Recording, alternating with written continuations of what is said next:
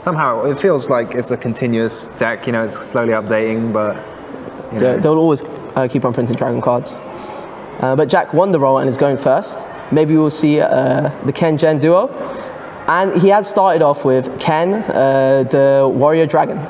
That was good. I wouldn't have known which one was Ken and which one was Ken. I do love these cards. Ken is the one that you don't want to draw, though, right? Ken's the one you want to give to your opponent. Yes, and he decided to imperm it straight away because once the Gen is on Karan's field, he no longer can activate this infinite impermanence. But this means that the Exotic can just go through if he's able to special summon another warrior monster.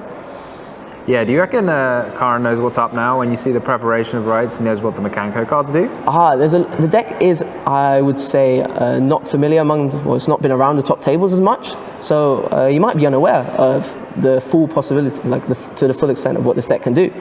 Yeah, especially like with all of the new wanted cards, like he might know some of the cards, but he might not know how it's all gonna fit together, you know? Yeah, and he's just added Ome.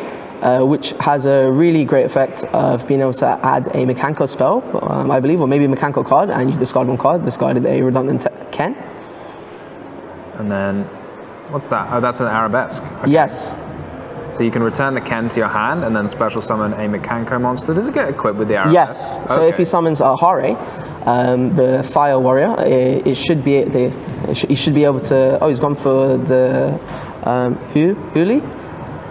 Huli? Yeah. Which lets him add a Mikanko trap card, I believe. Okay, he has got one Mikanko trap. This one, I believe, lets him special summon the ritual monster from his hand. Yeah, it kind of lets you choose out the ritual monster, and in return, the ritual monster will be destroyed or go to the graveyard during your opponent's next end phase. Yeah. But I don't think that's much of an issue. And I believe the spell card he just banished allows him to send a Mikanko spell and trap from his deck to grave. And he has passed with just that. So do we think this is the Mikanko equip that lets you take your opponent's monster? It is the Mikanko equip that lets you take your opponent's monster. So he's planning to use Ome's effect, quick effect, to steal anything that Karan special summons.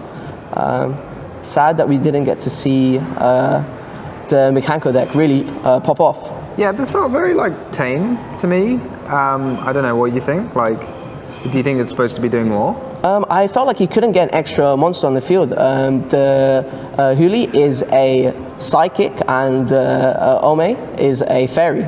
So he wasn't able to go into Isolde and keep on playing. So it's just Hare that's a warrior? Yes. Okay. But Huli does have a really great protection effect. While it is equipped with a Mikanko equip spell, Karan is unable to target any of the Mikanko cards currently on the field. So he has to find a way of removing them.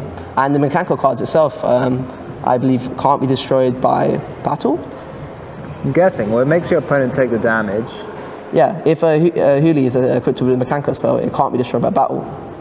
So can't be destroyed by battle and can't be destroyed by or targeted by card effects. So that is a bit of a pickle, I guess, for Karan. Do you think there's a good way around that? It'd be curious to see how he decides to play around it. What is in Karan's extra deck? He does play Axis Code Talker. That is one way of getting around non-targeting. Yeah, that's a good point. It doesn't need to be. It doesn't feel like it needs to be non-targeting Axis Code Talker, does it? It does. It's so amazing, especially you can't respond to its effect too. It'd be very funny if Karan was playing Ken and Gen and he could make a Bastille Dispart right here and take his opponents. It might be a thing because if you run the, I don't know what the attribute of Gen is, but if they're both light, then and you're playing the light charmer, that might be quite cool. So he decided to summon Baron. Maybe he doesn't know he's unable to target. Yes, I don't think unaware of the Mikanko cards preventing you from target, and I guess that's how he's able to cut. It's a big advantage if you're playing a deck people aren't familiar with, for sure. If you play a card that if your opponent's not sure what it does, it's you might not realize that it grants targeting protection to all of your Mikankos. And this is another thing. Do you think Karan knows that he has to negate that? I mean, I guess he has. This is a trap card I'm not too familiar with, Mikanko Spirit War. I'm reading it just now, and it seems really useful in this scenario. Target one face-up monster your opponent controls, and being able to equip that monster to one of your Mikanko monsters, it forces the Baron negate, as we saw here. Now Jack might decide to use the Omi's effect to steal the Black Metal Dragon.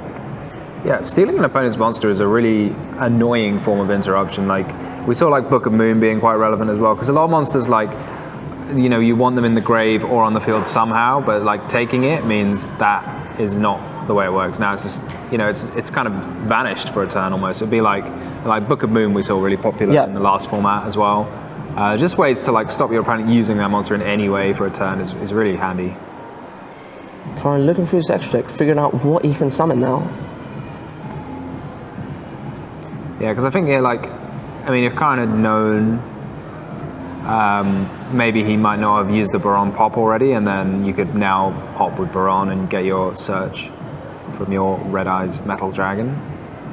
Because now you might not have the monsters to be able to, let's say, go into access code and deal with the field. And it's going straight into battle phase to attack the Black Metal and get its effect to search for, I assume, Red Eyes Darkness. Do you reckon he runs any other Red Eyes targets? Might surprise us. Activates Red Eyes Fusion, you know.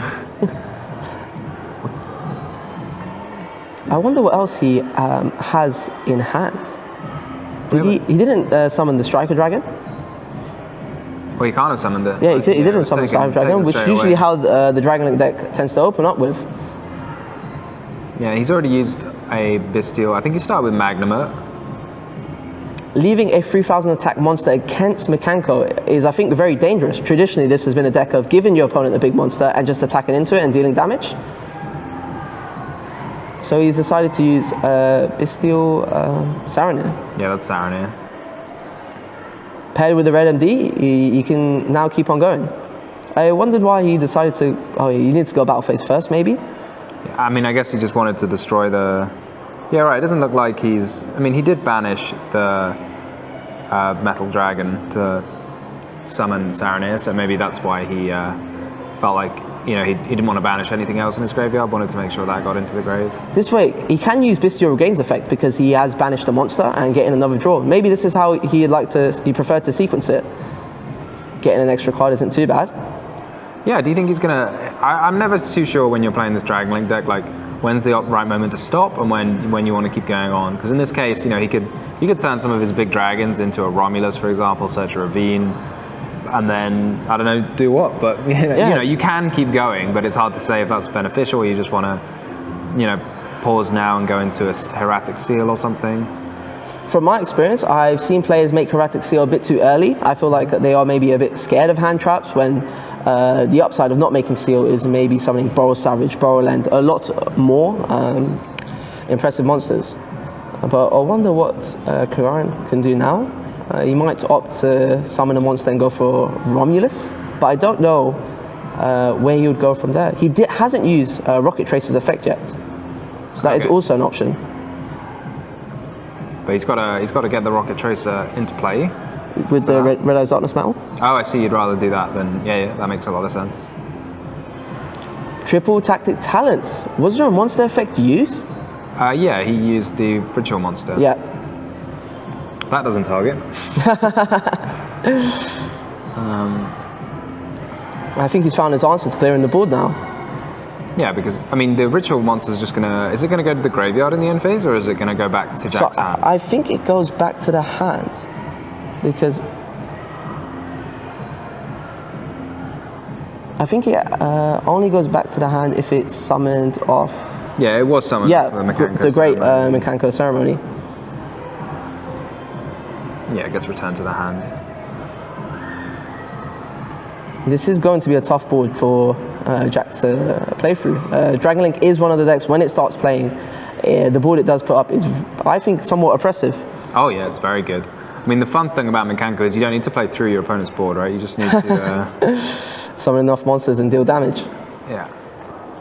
But is this what he's going to end with? It's only an bad. SP Little Knight? The Baron has already used this effect negation. Baron's gone, so just a Little Knight. But what's Jack got left? That is true. You've got a lot of like gas with the branded regained, and I mean I suppose having a Bestial on hand doesn't really achieve very much against this Mikanko deck. It's past the Jack's turn. I mean I think the Little Knight's very annoying for a deck like focused on equips, because if your opponent activates an Equip spell, yeah. you just get rid of the monster. Ken and Jen resolve. I want to see it, but I really want to see like I see a Jen. oh I really want to see Ken and Jen in like a Dark World deck. Ooh. Being able to trigger the secondary effects of Dark Worlds has always been scary. And I believe it's resolving. Jack very happy, knowing he will not have to deal with infinite impermanence now. One of the super cool things about Ken and Jen is they trigger your own triple tactics cards. So we see here in Jack's deck, that's 5 triple tactics cards. There are 3 thrusts and 2 talents, which is like obscene. Those cards were already powerful enough, let alone now being able to activate something like Frost on your first turn. You can like make your opponent activate it for you. Yeah, it's great. Okay. Similar opening, but minus the impermanence this time. Is it going to be enough for him to combo? That is the question. He does also play the Diabellstar cards and the Sinful Spoil cards, but we have not seen them in action yet. I believe he probably plays those cards to try and get into more warriors. Yeah, I don't know. I don't know what's in his extra deck, what we're going to see. Like, I feel like a lot of decks, you know, you use the main deck monsters to generate a bunch of stuff. Oh, this is really cool. So he's now can use the Mikanko equip spell Arabesque to target the Ken on Karan's field, and now special summon the warrior from his deck, which we didn't get to see last game due to the Ken being negated. Yeah, no, that's really cool, because again, like, Arabesque is really powerful if you can target an opponent's monster with it, and this, you know, Ken again giving you one for free. Now we're finally going to see the Azole. I feel like Jack is now getting into the full swing of his combo. Yeah, this is like, I'm really excited to see what this is going to end up looking like. I mean, Mikanko as well, like, plays a bunch of equips that you want in the graveyard, so it's really fantastic that Isolde can just send them to the graveyard for you. One of the equip spells that we're seeing now, Mayo Washi Dori, has a graveyard effect that is recurring advantage. It essentially lets you special summon a Mikanko from the graveyard with very little cost. Yeah, no cost at all, right? Yeah. Which makes it so good. He has the setup already established. And the thing, one downside with the Dragon Link deck, to make room for all these Bestials, I think you do have to sacrifice on non-engine type cards. Yeah, I mean, Bestials are typically like, in other decks they are non-engine type cards almost, but obviously it's not the kind of non-engine cards you would want to play against the Mikanko deck for sure. When we look at Karan's deck, I only really noticed the triple tactics talents and infinite impermanence as what I would call non-engine. Ash Blossom, of course, and Nibiru. Do you think he has any idea what he was supposed to decide? I think Nibiru could be really good. Yeah, I mean, can again, don't turn off Nibiru for sure. So Jen makes Karan discard a card. So this is where he's now trying to use Magnamut to make sure this isn't. Oh, too fair. He's using Magnamut early. You get to choose the card to discard, I thought. I think or is you it random? do. I can't remember. Well, I thought you got to choose, but maybe if it is random, it makes it even more powerful. I think he did get to choose. Yeah, I don't know why he used the Magnamut now, though. Maybe that was... Might have been preemptive. I think he might have just misread it. He's going to get the Magnamut and the Red Eyes Metal Dragon? The Black Mail has to be sent from the field. Oh, it has to be sent from the field. Okay. Jack trying to think through his phrase. He has 1 level 3 on the board. I believe he needs 2 more monsters to be able to do that Acid Golem play. However, since Karan does play level 6s, I believe he has the ability to just tribute summon over it. Yeah, that's really cool. I don't think Acid Golem says anything about not being able to be tributed. So I wonder what other forms of interruption Jack can also put on the field. I mean, taking out your opponent's normal summon is not irrelevant, but it feels like quite a lot of effort to take out your opponent's normal summon. But now seeing this Magnamut on the field, knowing it's pretty much almost guaranteed, would you maybe consider changing how you actually play this? Yeah, I think so. But I don't know what what he's going to go for in that case. So you can make, I mean, SP Little Knight is very popular. Well, yeah, I don't know. He's got IP Masquerade to make SP Little Knight on his opponent's turn. He's got Appaloosa. Funnily enough, Karin's put the Magnuma in a relinquished Anima zone, which is something you have to remind yourself not to do when you're playing against decks that summon level 1s, which Jack's deck is. Jack special summoned the Asagolem. Another reason why Asagolem is really good in this deck is because of its stats. It has 3,000 attack and 3,000 defense, so no matter the position that the opponent has it in, the Mikanko monster are able to deal a lot of damage. So yeah, you did point out correctly, I think there's no way this Acid Golem is going to stick indefinitely. It's going to get tributed for a Bestial at worst. Then I wonder what else Jack is going to do. I think from him, he might summon SP Little Light to banish the Magma. But Karan still has so many cards in hand. Like, even if he does use his normal summon. Oh, but then again, Jack also has so many cards in hand too. Maybe just stop your normal summon. Yeah, it does feel a bit, subpar, I think. But, as long as Karan remembers to search off Magnuma, which I guess he's already activated, so he kind of has to. Yeah. Now it's at 1. It's not something you can forget. But Jack does have Droll and Nibiru in hand, which might be enough to... Droll and Nibiru bird, yeah. Karan will be playing with quite a lot of restrictions in his turn. Asagolem, Droll, Nibiru. Yeah, I'm interested, is there, what else can you do with this? You can, with your Acid Golem, you can tribute summon with it. You can use enemy controller. Some decks are playing Unforbidden Droplets. Enemy controller and droplets. Is there anything else you can do with it? I suppose no one's running Book of Moon anymore, really. Not many people are. It is somewhat of a gamble. Because I do think enemy controller is somewhat popular in the Rescuers decks, but I think it is very impactful against 2 elements, which kind of has to sacrifice the type of cards you can play in a deck, because you're very reliant on milling good quality cards. Yeah. And I think this is where the Acid Golem really shines. I feel like you could just play through Underease as well. True, that is. I wonder what his strategy would be then. Yep, tribute summoning over the Acid Golem. Wasn't very tough for him to remove it. I mean, yeah, it's cost him a little bit, just his normal summon, because otherwise that Sarano would have been summoned for free, but... Jack still has 6 cards in hand. That's a lot of cards. So that we're seeing there, the Ken, is that the Ken effect that draws 2? Yeah. So the Ken's the one keeping you a bit of advantage. So basically turns your Gen into something free. Yeah, and he still had to discard. And Karan still had to discard a card as well, yeah. Summoning, special summoning Red Eyes Darkness Metal Dragon. Even if you wanted to use the Black Metal Dragon, he wouldn't be able to. So not too much of a downside for Karan having to discard the Red Eyes Metal Dragon. Now it's just in his grave, he can bring him back anyway. I wonder when Jack will decide to use the SP. Yeah, I feel like in response to the Red Eyes, it might have made sense just to make sure you can use it at some point and doesn't just get attacked. Because at any moment now, if Karan wanted to remove it, he would be able to. Maybe, well, after this, maybe he wanted Karan to add to be able to resolve this draw really early.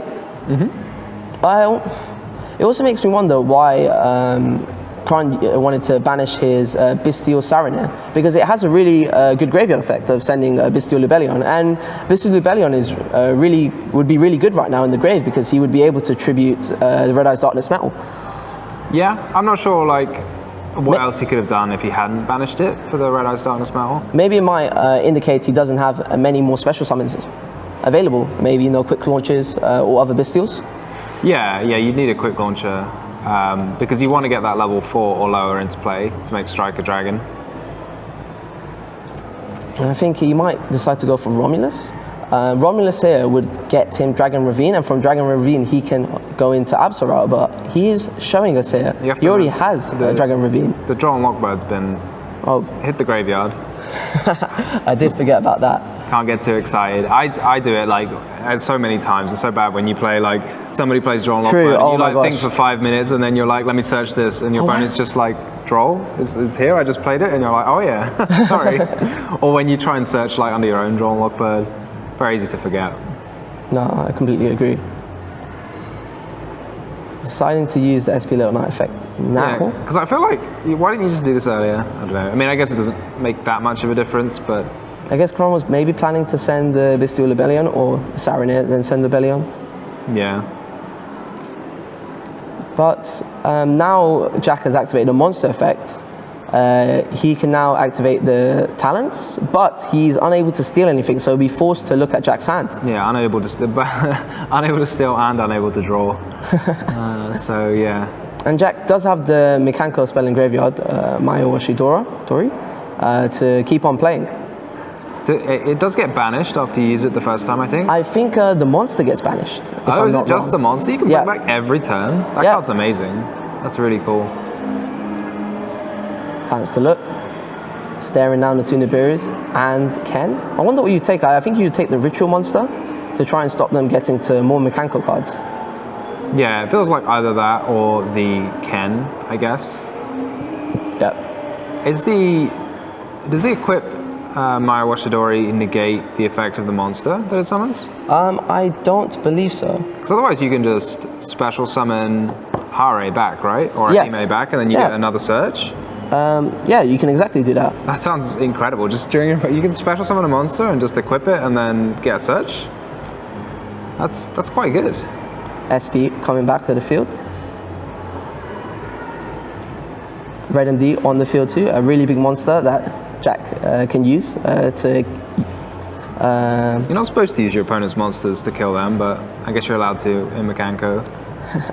I think one of the things about SP I really like is, I mean, obviously it's an insanely powerful card and we see a lot of it, but it does make these kind of like messy, complicated game states for players to really like get their teeth into, you know, like when both players have an SP, or you have to remember that you're going to have a couple of monsters on both players' fields at the start of any given turn. It can make the game like really complicated and like really have to make you think. For sure, like if Karan had maybe gone 10 steps in, it's something that you can easily forget about too. Oh, imagine a spell that like gets rid of one of your opponent's monsters and summons one for you. Yeah. That's crazy. So right now, I believe if Jack is able to put down another Mikanko monster, he can deal 8,000 damage, but Karan's only able to do whatever they want to do. That's how innovation is done. And yeah, we're back to game 3. Karan is starting, and what do we have here? Oh, he's Jack gone is starting. second. So this is the thing, like, he obviously thinks that the Mikanko deck is a going second deck, and I'm not sure him and Jack have the same opinion on that. I mean, maybe he's like aware that Jack chose to go first, so it's just saying, okay, like if you're going to choose to go first, I don't know, maybe he's just trying to throw him a bit with the side decking patterns. It does seem quite weird. I am very shocked because it's worked though. Has he passed? He's passed. Although if you see a Droll Logbird being discarded, that surely means that there's a second Droll Logbird. But I think Karan might be able to deal 8,000 points of damage under this Droll. We can see the quick launch too. God, can you imagine if Karan was also playing Gen Can? I am. One thing I did like about this Mikanko deck is that people might let you start. Let's say if Jack did go second, like Karan won the road, Jack went second, he shows some Mikanko cards. Then you might decide to just let Mikanko start. It definitely feels bad though if your opponent like lets you start and you just brick anyway. Which seems to be what's happened. It's amazing to brick with 7 cards. Like, I don't think this usually does happen because as we saw, he just needed one maybe Arabesque and he would be able to continue playing. Yeah, like 1 Arabesque, but in order to search the 1 Arabesque, you've got 3 of the Ritual Monster. Preparation of Rites. 3 Preparation of Rites. You know, that feels like quite a lot, assuming he's running 3. I know, maybe he's only running 1 and 2 okay, so maybe he's not running that many ways to get to Arabesque, but... The deck does also play the Talents cards. Yes. And we didn't also see them in paired with the Gen. Okay. But Karan is doing a lot under this draw, already summoning a Baron into Jack's weak hand. I think it's a lot. Yeah, this is quite a lot. I mean, 'cause he's not used the Baron pop, right? So he could just pop the Ken and then make a Boral Savage maybe. He can do a lot. The Darkness Metal, Red Eye's Darkness Metal is 2A. He just needs to essentially put 2,200 more points of damage. He's used Rocket Tracer's effect, and 1 level 8 Synchro should be enough to steal this game. Deciding to link away both. Is we going to see an... Maybe we're going to see some fancier Dragon Link plays? A Dark? into SP Little Knight. Oh, triple burst into access code, which also does it, a 5/3 access code. And that's the game. Jack with a, I would consider a weak opening hand, only seeing Ken, 2 hand traps and 2 Mikanko monsters. I believe he only plays 1 Julian Hare, so it's kind of unfortunate to see. We did not see any of the Diabell style cards. No, you're right, actually. So, I mean... Which is somewhat unfortunate over the course of 3 games, because I think they really do help the Mikanko deck's consistency. Yeah, I'm wondering about like the siding patterns for Jack there, because obviously we see like multiple Kaijus. So maybe that play from Karan